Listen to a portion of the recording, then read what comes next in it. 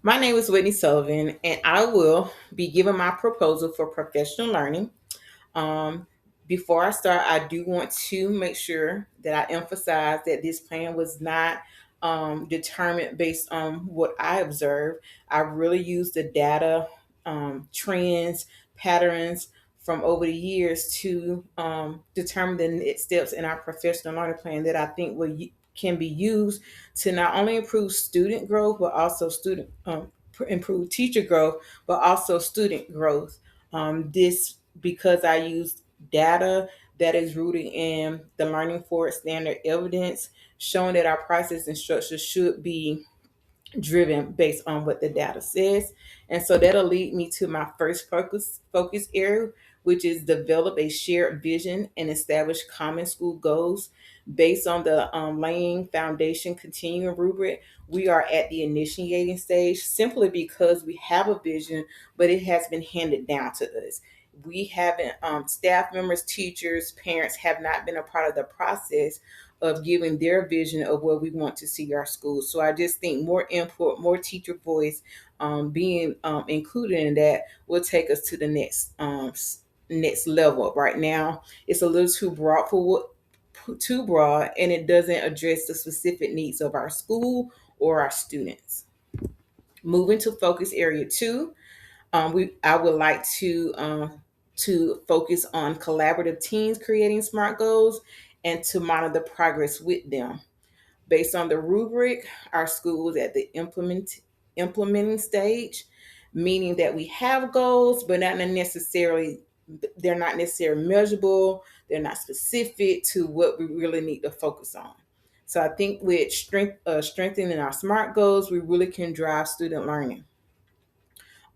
We have a need for systems for creating goals and to monitor progress. Currently, you have some school goals, but we have one goal for K-5 and we have two goals for 3-5, showing there's just an imbalance and with the focus.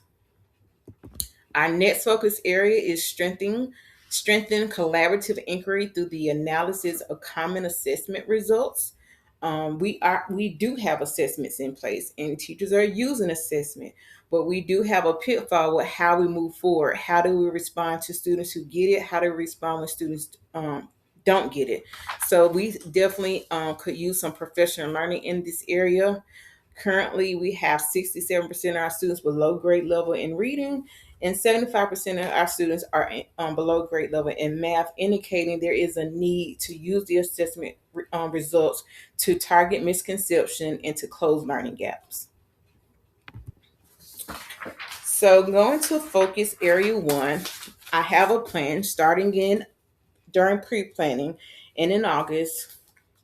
I would like to have the school come together, staff members come together, and analyze multiple sources of data, including achievement, behavior, using perception surveys, using surveys from families, and just compiling that data into sharing that data with everyone, so we can identify where we want to see our school based on the data and what our vision will be. What kind of school do we want to see in the near future? What's our goal? The format for learning is a data dig and whole group and small group. And based on this professional learning, I would like the outcome to be where we leave with a school-wide vision using input from everybody. In September, I would like to continue to analyze multiple data and to establish a focus area for common school goals. The common school goals will just go ahead, will support the vision. That will be give us an overall goal for K-5 on how we can ensure that the vision is fulfilled based on the goals we create for our whole school. The format will be a data dig, whole group, and small groups. And the outcome is just to develop goals that are specific to the needs of our school. And a couple standards from Learning Forward kind of stands out here. The leadership standard stands out because it requires leaders to create conditions where teachers, staff members can share, where they can feel safe to collaborate and be engaged in open conversations. Um, Learning driver is also a standard that stands out in its professional learning experience because it creates space for different voices and perspectives to be heard. And other educators will collaborate to develop a vision that reflects the needs of all learners. And again, the evidence standard also stands out here because we can make a vision and we can't make goals without having a reason. And our reason is from the data. The data is going to help us to focus and target areas where really need to improve. We're going to continue the focus area in October. In October, we're going to collect feedback from parents. We're going to seek input from community leaders as what they would like to see, what they think is the vision of the school. Where would they like to see us in the near future, and collect their input. This will be in the form of a gallery walk and a dialogue. Gallery walk will just kind of have the data posted around the room where they can walk, make comments to it, and then come back as a debrief and kind of get some takeaways from them. From this professional learning, we will take this back to team members, staff, and then refine, tweak our goals and vision based on what we gather from communities, parents, and families. We'll do that in October. Then in January to May, we'll really start the implementation cycle of this, where we're checking progress. We're checking our instructional programs. We're checking our initiatives to determine, are these aligned to what we set? Are these aligned to the goals we set? Are these aligned to the vision that we set? And make adjustments along the way. And also, this is a great time with any implementation cycle is to celebrate the growth, celebrate the progress. So it can remind everyone of what we're working towards, the progress that we made, and develop the next steps of how far we need to go and what we need to do to get to that goal. A couple learning for standards kind of stand out here too. The learning practices standard stands out because it provides an opportunity for us to listen to families. It builds our capacity to know our student backgrounds, their experiences, their needs, what their values are. It gives us a chance to get to know more about them, as well as the implementation standard stands out here again because we don't want to implement something and not follow it behind it. So the implementation standard kind of just helps us to focus on making sure what we set continues on. Then that moves us to our focus area 2. Notice that focus area 2 is going to start in October. I simply design or arrange the plan to kind of fall in steps because I want our focus to be on the main thing. Keep the main things first. And so vision is important and goals are important before we can move to SMART goals. So that's why you see us starting October. In October, we're going to start a new focus area. In October, we will have teachers and leaders learn the purpose of SMART goals. Can't ask teachers to set SMART goals and they don't have a strong understanding or a clear understanding of what SMART goals are. We have to make sure that we build their understanding of SMART goals before we can ask them to implement it. Once we get teachers, we're gonna and that professional learning experience is gonna be like a jigsaw activity where teams or people or teachers are going to be divided into groups, and each one will be assigned a different article that is about SMART goals and their effects and their impact. And then they will then regroup to their base group, and then they will share their understanding. Each person will share their understanding, and they will have a takeaway from that session of what they've learned about SMART goals. We're building their knowledge.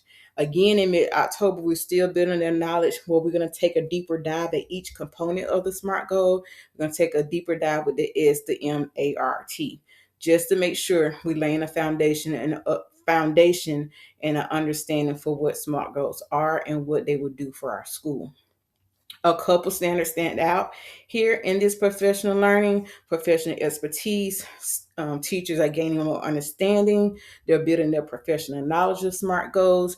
It's also building a culture of collaborative inquiry where teachers are gaining the understanding. They're not working in isolation. We're working together.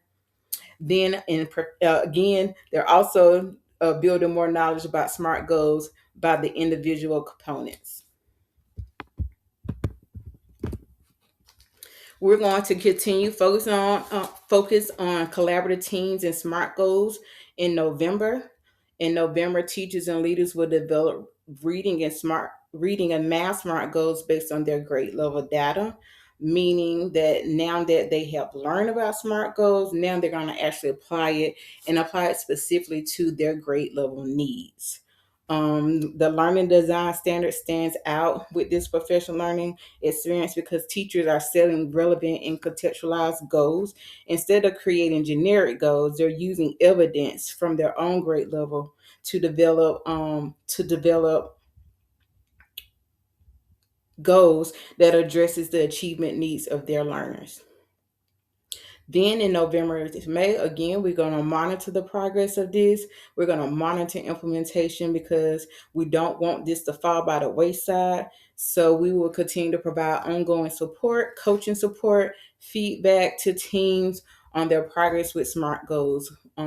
It may be where we find where teams may need more professional learning in certain areas, and in the implementation progress, we'll make tweaks and adjustments along the way. And as always with implementation, we want to celebrate the growth. We want to celebrate the gains that we're making. That leads us to focus area 3. For focus area 3, it is to strengthen collaborative inquiry through the analysis of common assessment results. Starting in mid-November, notice that I'm layering the professional learning plan throughout the school year. The objective is to co-create collaborative team norms that promote safety, trust, and productive dialogue during the analysis of common assessment results. Norms have to be established. Talking about results is not always a easy topic. It's difficult for some teachers to come forward and express their issues or their challenges, or even sometimes it's hard for people to express their success with feeling like they may offend other people. So establishing norms is going to support that process. And so norms will we'll do norms, address norms in mid-November, and the learning format would kind of be like a role play where teachers actually get into the practice and have some real life scenarios of some issues and challenges that may arise when we're discussing common assessment results, to give them more support to how to address those issues when they actually play out with their team. Then in December, the professional learning will be facilitate professional learning to train teachers on how to effectively use the Atlas protocol when analyzing common assessment data. We want to make sure that when teachers are analyzing, the data is structured, that they have a clear purpose and a clear goal in mind of where we are and where we want to be. So right now in mid-November, December, we're just really laying a foundation and providing teachers with the tools to get to collaborative inquiry and to have high performing PLCs. A couple learning forward standards do stand out. Again, in this experience, culture of collaborative inquiry stands out because it plays a major role in the professional learning, because teams are co-creating norms that establish a foundation for effective collaboration. In this experience, they're using active listening, and they're valuing people's beliefs, and they're engaged in shared decision making. Learning drivers is another standard that stands out here, as educators are encouraged to understand the value of um, different perspectives of their colleagues and what they bring to collective inquiry. Through these open discussions, teachers discuss the beliefs, their experiences, and concerns that influence the data and conversations. And it also helps to establish shared expectations that promote trust, safety, and meaningful collaboration. Learning designs also is addressed here and supported because it's what guided my coaching approach. It's what guided my coaching approach, because research shows that if teachers have a input, if teachers have a voice, if they have an ownership in the process, they're more likely to implement those practices. And so through coaching and receiving materials and receiving feedback, they can feel supported to go forth and implement those practices in their classroom. We're going to continue focusing on Area 3 in mid-December. Collaboratively analyzing formative assessment results using the Atlas protocol to identify student learning needs and determine instruction next steps. We've given teachers the tools. Now it's time to put it into practice and into action. And so they will continue to receive ongoing feedback in their PLC meetings. Then in January and May, again, the implementation process begins. As we continue to monitor it, we will compile data. District leaders, instructional coaches will receive training on how to observe PLCs, what to look for PLCs when it comes to teachers analyzing the data. And then we'll compile and collect that data and to decide on what our next steps in professional learning need to be. Curriculum assessment and instruction standard is addressed here as we make sure that the assessment is quality assessment and making sure that we respond to the needs of our students using instruction. Learning foundations is a standard that is also addressed here.